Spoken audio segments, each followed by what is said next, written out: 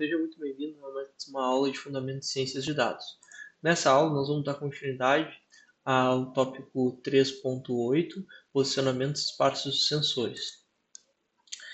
Agora, nós vamos utilizar sensores esparsos para classificar ah, imagens binárias. No caso, por exemplo, se eu tenho uma base de dados de uma biblioteca, por exemplo, que foi treinada com cachorros e uma base de dados de bibliotecas que foi treinada com gatos, a ideia aqui é que a gente consiga simplesmente identificar com base numa imagem de um gato que esteja fora dessa base de dados, se aquilo é um gato ou se aquilo daria um cachorro ou se é algum outro animal, né, que foi treinado com base nessa base de dados conhecidas, tá?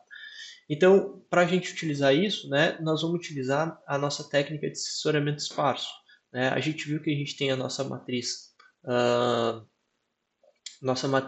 psi de R, que foi treinada apenas com dados de cachorros e gatos, tá? E a gente construiu essa matriz.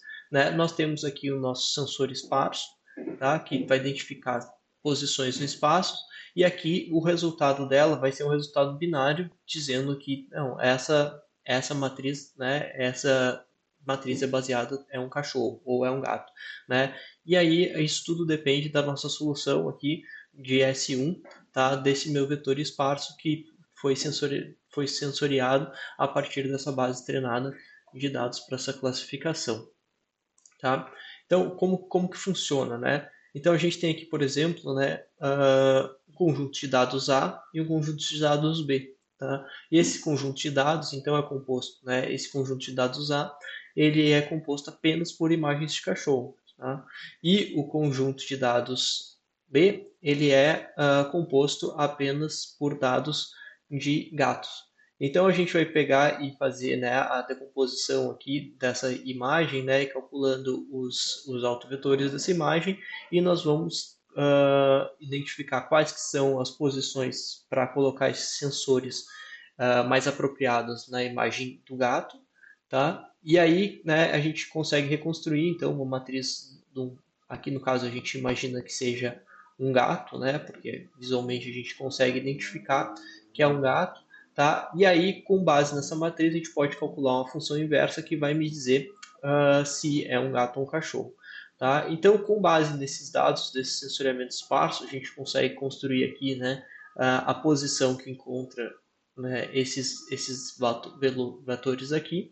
E aí, com base nisso, a gente consegue definir uma reta em que essa reta vai ser o meu vetor W, tá? Que vai me dizer, então, né, basicamente, se com base nesse vetor W aqui, se ele está acima de um determinado limite, significa que eu estou com uma imagem com alta probabilidade que ela seja de um gato.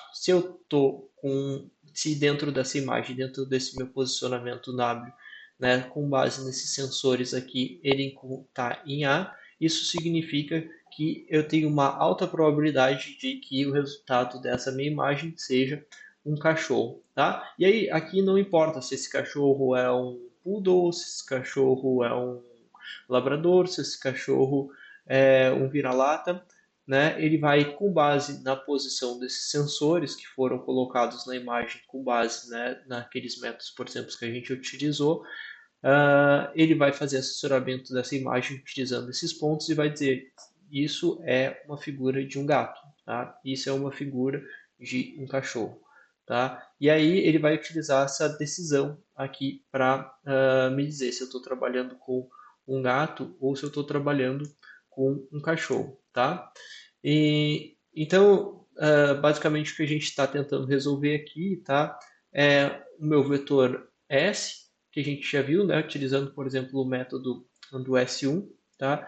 Que a gente vai utilizar então esse vetor S para mapear a minha imagem, né? E ver qual que seria a solução dos meus vetores esparsos dentro dessa imagem para conseguir utilizar esse para otimizar esse problema.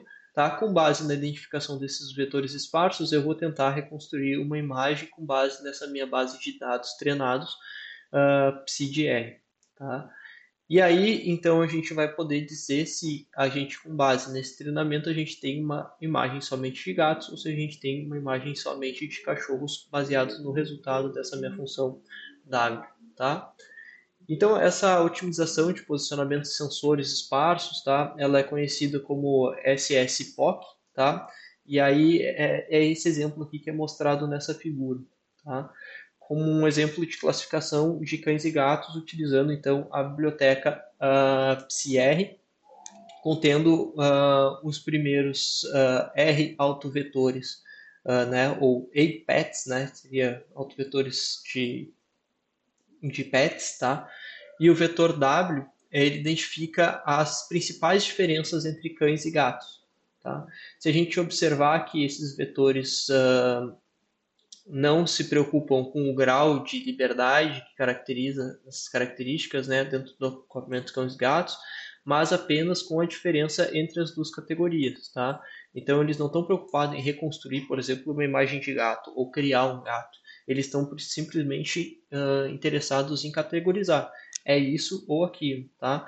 E aí observem que esses sensores eles estão colocados em algumas posições, né, ótimas que permitem que a gente classifique melhores animais, né? Então, por exemplo, aqui o focinho do gato, ele é bem diferente do focinho do cachorro, né?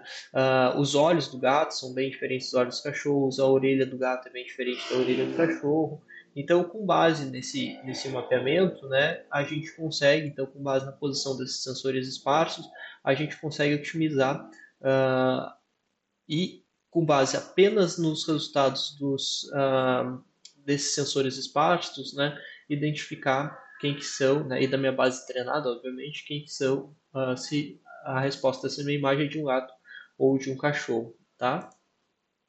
E aí tem um trabalho aqui, né? Esse vídeo na verdade, é um artigo publicado pela esposa do Steve Burton, tá?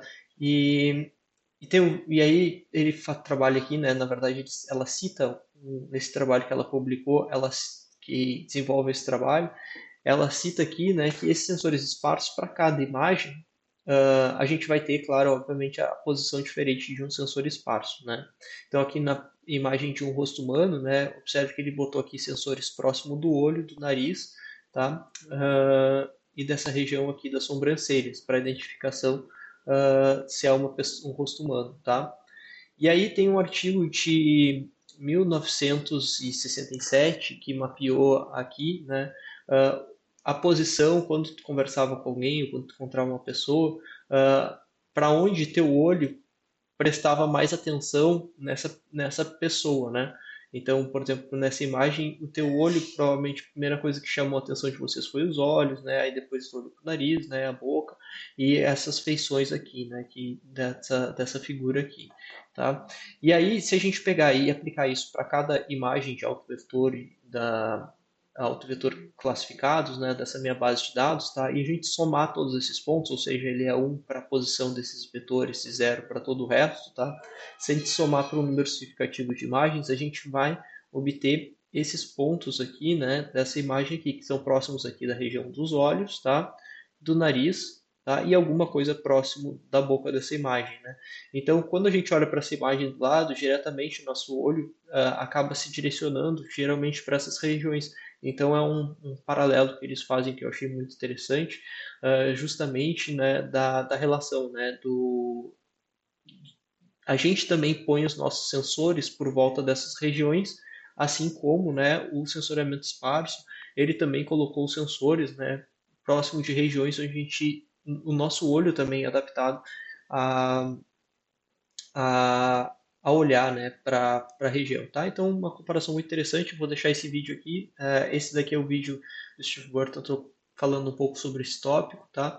Ele é bem interessante também, que ele fala um pouco sobre, é o mesmo vídeo, tá? Só botei ele aqui no página diferente por causa dessa imagenzinha, que ele fala também de que isso começou com uma inspiração biológica, né, de onde as mariposas colocam o posicionamento dos sensores delas, né, ao longo da Ásia, que eles estão expostos de forma aleatória e que provavelmente elas conseguem ter um retorno, né, que permitiu a sobrevivência delas, um retorno antes mesmo desse impulso chegar ao cérebro dela, e eles suspeitam que tem alguma que a interpretação desses sinais seja feita direto na musculatura delas, permitindo que elas tenham uma resposta de voo muito mais rápida do que se tivesse sensores colocados em outros lugares, né? Então, como o cérebro, né, ou o sistema neurológico interpreta essas informações, tá? E a gente vai falar um pouco mais sobre sistemas neurológicos, né, e paralelos com ciência de dados na próxima parte da disciplina, tá? Uh, melhor do que o vídeo do Steve Burton, eu acho, né? Nessa parte ainda tem o livro o vídeo da esposa dele, tá? Explicando esse artigo que eles publicaram, tá? Tá aqui o artigo, tá? Eu vou deixar o link para vocês baixarem o artigo dela também e darem uma lida, tá? E aí ele é muito completo esse artigo também para vocês estudarem, tá? E outro conteúdo, tá? Aqui esse vídeo ele faz um overview, né? Ou seja, ele faz um resumo de tudo que a gente viu nesse capítulo, tá? Então é muito interessante, tá? Ele é um vídeo um pouco mais antigo, mas é um vídeo muito interessante que ele faz um resumo dos principais tópicos que a gente abordou aqui ao longo dessa parte da disciplina, certo? Então muito obrigado, tá? Por assistirem fazer essa disciplina e nos encontramos então na nossa próxima aula.